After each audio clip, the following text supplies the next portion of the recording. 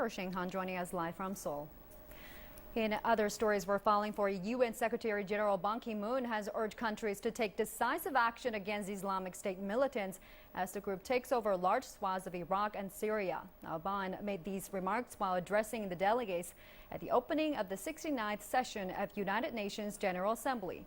Ban has voiced hopes that the 15-nation Security Council could take a leadership role in tackling the militant threat. CCTV's Lillington has more from New York. As the Islamic State, or IS, terrorist group continues to wage violence across Iraq and Syria, there is hope world leaders may reach a consensus on how to stop the extremists in their tracks.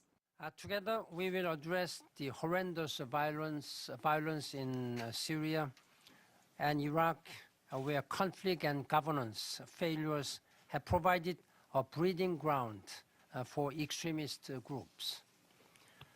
I welcome the growing international consensus to act against this serious threat to global and regional peace and security.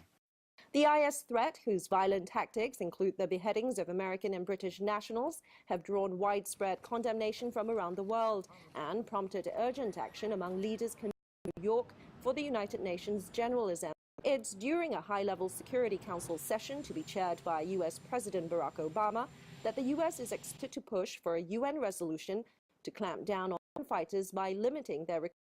But as the U.S. also mulls over possible airstrikes within Syria against the IS threat, it appears doubtful that the UN would authorize the similar use of force in Syria, especially without consent from the Syrian government.